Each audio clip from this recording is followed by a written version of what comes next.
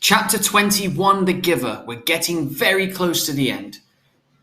In chapter 20, Jonas first of all was very upset that learning about what release means, where they just basically kill you. And he's very upset with the community, that's what this community is. He wants to leave. He wants to help the people have memories. He wants them to see colors. He wants people to have feelings and choices. So he thinks it's best for him to leave. Him and the Giver come up with a plan that during the ceremony of 12, Jonas will escape in the back of a truck. The Giver will tell everyone at the ceremony of 12, and no one will suspect anything. They have a plan ready. Chapter 21. It would work. They could make it work, Jonas told himself again and again throughout the day. But that evening, everything changed. All of it, all the things that they had thought through so meticulously, fell apart. So their plan is falling apart. That night, Jonas was forced to escape. He left the dwelling shortly after the sky became dark and the community still and quiet. It was terribly dangerous because some of the work crews were still about, but he moved stealthily, not being seen, and silently, staying in the shadows, making his way past the darkened dwellings, the houses, and the empty central plaza toward the river. Beyond the plaza, past the plaza, he could see the house of the old, with the annex behind it, outlined against the night sky. But he could not stop there. There was no time. Every minute counted now, and every minute must take him farther away from the community. Now he was on the bridge, hunched over on the bicycle, pedaling steadily. He could see the dark, churning water far below. He felt, surprisingly, no fear, nor any regret at leaving the community behind. But he felt a very deep sadness that he had left his closest friend behind. He knew that in the danger of his escape, he must be absolutely silent. But with his heart and mind, he called back and hoped that with his capacity for hearing beyond, the Giver would know that Jonas had said goodbye. Remember, the Giver, when he was a young kid, he could hear things. Like Jonas could see colors, the Giver could hear things. He could hear beyond. It had happened at the evening meal. The family unit was eating together as always, Lily chattering and talking away, Mother and Father making their customary comments and lies Jonas knew about the day. Nearby, Gabriel played happily on the floor, babbling his baby talk, looking with glee now and then toward Jonas, obviously delighted to have him back after the unexpected night away from the dwelling. So I think we're going back a bit. Father looked down at the toddler. "Enjoy it, little guy," he said. "This is your last night as visitor." "What do you mean?" Jonas asked him. Father sighed with disappointment. "Well, you know he wasn't here when you got home this morning because we had him stay overnight at the nurturing center. It seemed like a good opportunity, with you gone, to give it a try. He'd been sleeping so soundly." "Didn't it go well?" Mother asked sympathetically. Father gave a rueful laugh. "That's an understatement. It was a disaster. He cried all night, apparently. The night crew couldn't handle it. They were really frazzled, annoyed by the time I got to work." "Gabe, you naughty thing," Lily said with a scolding little cluck toward the grinning, smiling toddler baby on the floor. "So," Father went on, "we obviously had to make the decision. Even I voted for Gabriel's release when we had the meeting this afternoon." Jonas put down his fork and stared at his father. "Release?" he asked. Father nodded. "We certainly gave it our best try, didn't we?" "Yes, we did," Mother agreed emphatically. Lily nodded in agreement too. Jonas worked at keeping his voice absolutely calm. "When?" he asked. "When will he be released?" "First thing tomorrow morning. We have to start our preparations for the naming ceremony, so we thought we would get this taken care of right away." "It's bye-bye to you, Gabe, in the morning," Father said in his sweet, sing-song voice. Remember, Jonas knows what happens now. Jonas realizes all the lies that's been going on. This community to him is not what he thought it was. Even his own family, he knows. Jonas reached the opposite side of the river, stopped briefly, and looked back. The community where his entire life had been lived lay behind him now, sleeping. At dawn, the orderly, disciplined, boring life he had always known would continue again without him. The life where nothing was ever unexpected, or inconvenient, or unusual. The life without colour, pain, or past. Again, this community, everything's perfect. So everything's expected, everything's normal. They don't have choices, there's no colour, there's nothing. He pushed firmly again at the pedal on his bike with his foot and continued riding along the road. It was not safe to spend time looking back. He thought of the rules he had broken so far. Enough that if he were caught now, he would be condemned and released. First, he had left the dwelling at night, a major transgression, a big break of the rule. Second, he had robbed the community of food, a very serious crime, even though what he had taken was leftovers, sitting on the dwelling's doorstep for collection. Third, he had stolen his father's bicycle. He had hesitated for a moment, standing beside the bike port in the darkness, not wanting anything of his father's, and uncertain, as well, whether he could comfortably ride the larger bike when it was so accustomed to his own. So he's talking about the 3 big rules that he's broken. Remember, 3 rule breakers, you get released.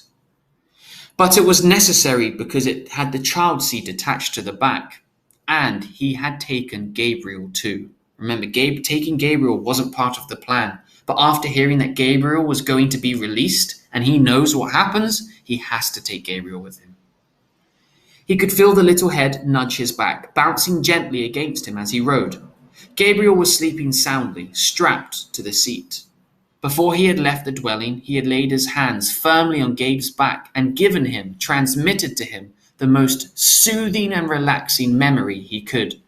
A slow swinging hammock under palm trees on an island someplace at evening, with a rhythmic sound of water lapping hypnotically against a beach nearby. So he gave Gabriel a nice relaxing beach memory. As the memory seeped from him into the new child, he could feel Gabe's sleep ease and deepen. So Gabriel fell asleep. There had been no stir at all when Jonas lifted him from the crib and placed him gently into the seat on the bike. He knew that he had the remaining hours of night before they would be aware of his escape, so he rode hard, steadily, willing himself not to tire as the minutes and miles passed. There had been no time to receive the memories he and the giver had counted on, of strength and courage. So he relied on what he had and hoped it would be enough, so the plan completely failed. He circled the outlying communities, their dwellings dark, so he's on his bike and he's left. Gradually the distance between communities widened, with longer stretches of empty road. His legs ached at first. Then as time passed, they became numb. He couldn't feel them. He's bicycling. He's cycling so hard. At dawn, Gabriel began to stir. They were in an isolated place. Fields on either side of the road were dotted with thickets of trees here and there. He saw a stream and made his way across a rutted, bumpy meadow. Gabriel, wide awake now, giggled as the bicycle moved him up and down like a roller coaster. So he's left the community, now he's riding his bike on this empty road. There are fields and there are trees around him. Jonas unstrapped Gabe and picked him up from the bike and watched him investigate the grass and twigs with delight.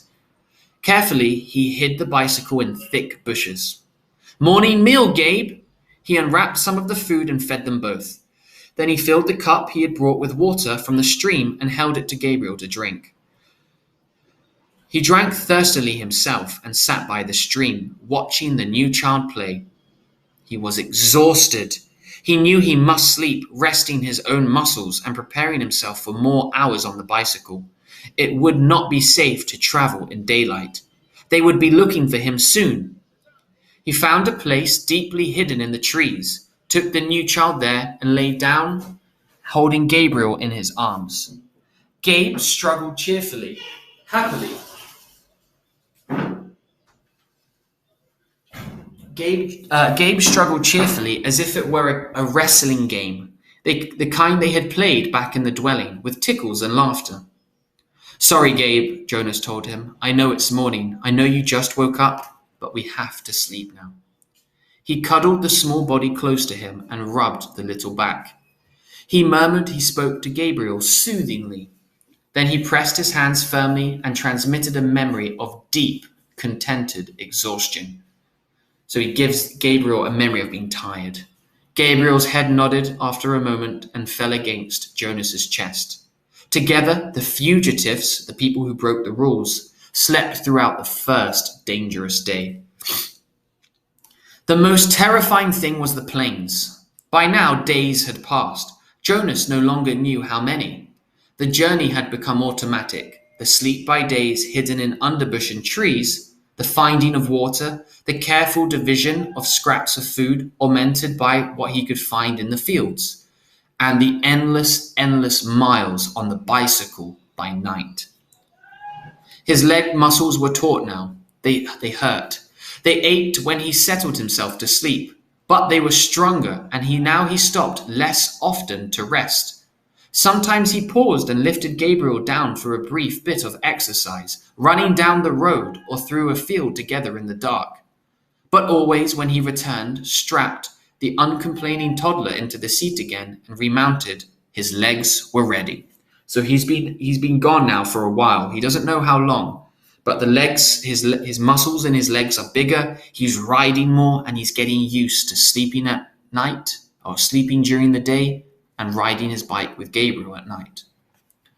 So he had enough strength of his own and had not needed what the giver might have provided had there been time.